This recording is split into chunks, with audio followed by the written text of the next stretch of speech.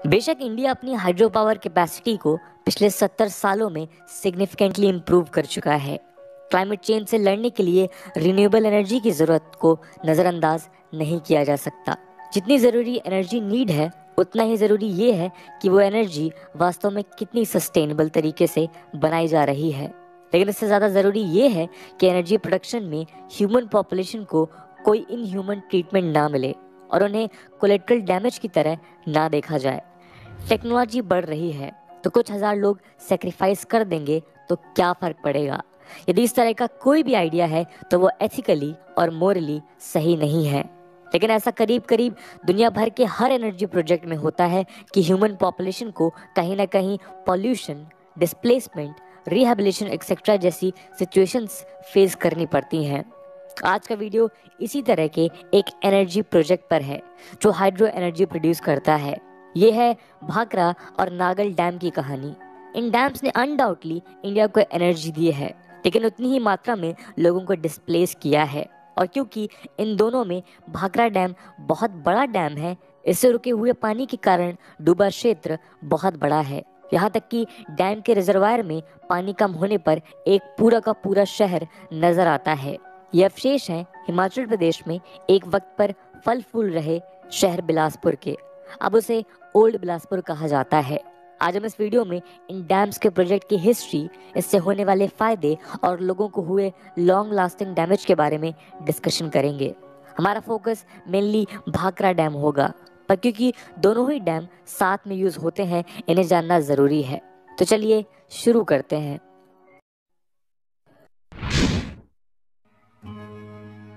ये डैम्स ये तो थोड़ी दूरी पर लोकेटेड है, पर जनरली इन्हें एक साथ ही पुकारा जाता है। जबकि भाखड़ा डैम हिमाचल प्रदेश और पंजाब बॉर्डर पर बिलासपुर डिस्ट्रिक्ट में है, वहीं ननगाल पंजाब में सतलज के डाउनस्ट्रीम में ननगल टाउन के पास है। ये दोनों सतलज पर ही हैं और करीब करीब एक ही मान लिए जाते हैं। सो भाखड़ा ननगाल डैम और भाखड़ा डैम रिपोर्ट्स के मुताबिक दुनिया में हाईएस्ट ग्रेविटी डैम्स में से एक है। दोस्तों, कॉन्क्रीट ग्रेविटी डैम वो डैम होते हैं जो कॉन्क्रीट और पत्थरों के बने होते हैं और पानी को केवल अपने ढांचे की वजह से और ग्रेविटेशनल पुल के कारण रोकते हैं। भाखड़ा डैम बिलासपुर डिस्ट्रिक्ट के भाखड़ा गांव पर लोकेटेड है। इस डैम के कारण रुके हुए पानी से बहुत बड़ी जमीन अब सबमर्ज्ड यानी डूबी हुई है। ये डैम 226 मीटर ऊंचा है जो एक मैसिव रिजर्वायर बनाता है। इस रिजर्वायर का नाम गोविंद सागर है, जो करीब 9.34 बिलियन क्यूबिक मीटर पानी स्टोर करता है। इसका मतलब इंडियन रेलवेज के 50,000 लीटर कैपेसिटी वाले कंटेनर को हम यदि स्टैंडर्ड माने तो ये डैम ऐसे करीब 19 करोड़ कंटेनर्स भर सकता है।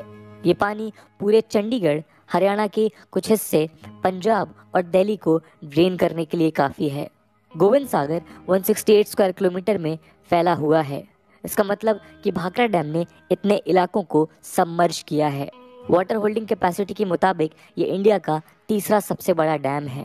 पहला है मध्य प्रदेश का इंदिरा सागर डैम, जिसकी कैपेसिटी 12.22 बिलियन क्यूबिक मीटर है। भाखड़ा ननगाल डैम्स केवल साइज में मैसिव नहीं है, ये दोनों डैम्स मल्टीपर्पज डैम्स हैं जो इंडिपेंडेंस के बाद रिवर वैली में शुरू हुए डेवलपमेंट स्कीम्स में से एक है। हालांकि इस प्रोजेक्ट को इंडिपेंडेंस के पहले ही कंसीव किया गया था और प्रीलिमिनरी काम 1946 में ही शुरू हो गए थे। डैम का कंस्ट्रक्शन 1948 में शुरू हुआ और इंडिया के पहले प्राइम मिनिस्टर जवाहरलाल नेहरू ने भाखड़ा में 18 नवंबर 1955 को कंक्रीट का पहला बकेट डाला। ये डैम 1963 में पूरा हुआ और कुछ स्टेजेस अर्ली 1970s में जाकर पूरी हुई। इनिशियली इस डैम का कंस्ट्रक्शन पंजाब के lieutenant governor sir Louis Dane ने शुरू किया था, पर प्रोजेक्ट डिले हो गया और इंडिपेंडेंस के बाद दोबारा इसका काम शुरू हुआ। इसे हिमाचल प्रदेश और पंजाब में इरिगेशन के पर्पज से बनाया गया था। इसी के साथ साथ कंस्ट्रक्शन से मॉनसून फ्लड्स को रोकने का भी मोटिव था। ये इस एक्सपेक्टेशन पर खरा भी उतरा और हिमाचल प्रदेश, पंजाब, हरियाणा और राजस्थान तक करीब 10 मिलियन एकर्स यानी करीब 40,000 स्क्वायर किलोमीटर लैंड पर इरिगेशन प्रोवाइड कराता है। फ्लड कंट्रोल के लिए 5 फ्लड गेट्स बनाए गए हैं। भाखड़ा डैम इलेक्ट्रिसिटी प्रोडक्शन में करीब 1325 मेगावाट कंट्रीब्यूट करता है। ननगाल डैम के पास 3 एडिशनल चैनल्स हैं जो कलेक्टिवली 290 मेगावाट कंट्रीब्यूट करते हैं। लेकिन इन डैम्स के कारण जो लैंड आज पानी में डूबा हुआ है उसमें सैकड़ों सीक्रेट्स डूबे हुए हैं। दोस्तों, इस डैम ने बहुत कुछ डुबाया है, यहाँ तक कि डैम के रिजर्वायर की तरफ 56 किलोमीटर दूर लोकेटेड एक पूरे शहर को भी नहीं बख्शा। 1800 में एक English explorer William Moorcroft Sutlej के किनारे से निकल रहे थे तो उन्होंने बिलासपुर को देखा। यहाँ के राजा का महल, गार्डन, पिक्चर परफेक्ट लोकेशन देखकर वो हैरान थे। इस जगह पर मध्य प्रदेश के चंदेरी से आए रॉयल्स ने अपनी किंगडम स्टैब्लिश की। हिमाचल हिल्स में कहलूर नाम की इस किंगडम को कई सालों तक दूर से ही चलाया, लेकिन 1654 में राजा दीपचंद ने अपनी कैपिटल को यहाँ शिफ्ट कर लिया। ये जगह कभी भी एक बहुत बसा शहर नहीं रहा है और ना ही यहाँ की किंगडम बहुत वेल्दी रही है। ये सतलज नदी के बाएं किनारे पर नॉर्थ से साउथ की ओर फैली हुई है। 1931 के सेंसस के मुताबिक यहाँ 713 घर और करीब 2500 रेसिडेंट्स थे। 1975 में पब्लिश हुआ हिमाचल प्रदेश का गजेटर बताता है कि दीपचंद ने ये जगह कुछ इम्पोर्टेंट रीजंस की वजह से अपनी कैपिटल के रूप में चुनी थी। उन्हें ये एडवाइस 4 फाकिरों ने दी थी, जिसमें से 2 हिंदू और 2 मुस्लिम थे। ये जगह पहले से ही एक वर्शिप की जगह थी, क्योंकि यहाँ व्यास गुफा मौजूद है जो महाभारत के वक्त व्यास मुनि के रहने की जगह मानी जाती है। लेजेंड्स के मुताबिक व्यास मुनि व्यास गुफा में सर्दियां बिताते थे और रोहतांग पास के पास व्यास नदी के उद्गम स्थल यानी व्यास कुंड में गर्मियां। दीपचंद ने इसी के कारण अपनी कैपिटल का नाम व्यासपुर रखा, लेकिन वक्त के साथ नाम करप्ट हुआ और आज हम इसे बिलासपुर कहते हैं। यहाँ कई मंदिर भी मौजूद थे। आर्कियोलॉजिस्ट सर्वे ऑफ इंडिया के मुताबिक कुछ मंदिर तो 10 से 16 सेंचुरी के बीच बनाए गए और मोस्टली लॉर्ड शिवा को डेडिकेटेड थे। ये शहर हमेशा सतलज नदी के ऊपर डिपेंडेंट रहा है। 1762 के एक मैसिव फ्लड ने इस शहर को करीब करीब उजाड़ ही दिया था। 1803 में एक भूकंप ने भी भारी डैमेज किया था और बिलासपुर फिर से बह गया। दोस्तों, लेकिन आज ये पूरा का पूरा शहर गायब हो चुका है।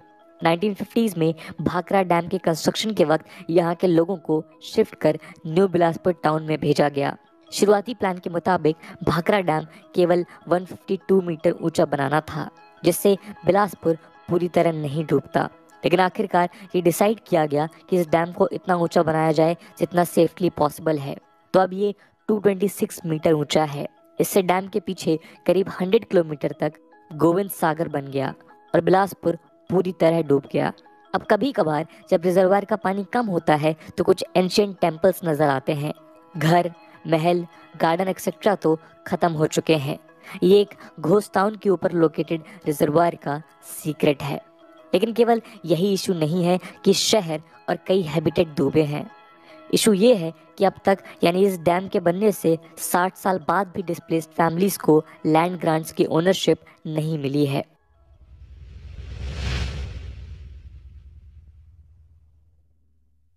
अब तक दोस्तों भाखरा डैम के कंस्ट्रक्शन के कारण डिस्प्लेस हो चुकी फैमिलीज इस बात का वेट कर रही हैं कि कब सरकार उन्हें प्रॉमिस किए गए लैंड ग्रांट्स की ओनरशिप देगी। ग्रामीण भाखरा विस्थापित सुधार समिति के प्रेसिडेंट नंदलाल शर्मा कहते हैं कि इस डैम ने करीब 11,777 फैमिलीज को अफेक्ट किया है, जो बिलासपुर डिस्ट्रिक्ट के करीब 205 गांव में रहती थीं। इनमें से कई ऐसी फैमिलीज हैं जिन्हें the resettlement and rehabilitation of Bhakra dam oustees scheme of 1971 के अंडर प्रॉमिस किया गया लैंड ग्रांट नहीं मिला है।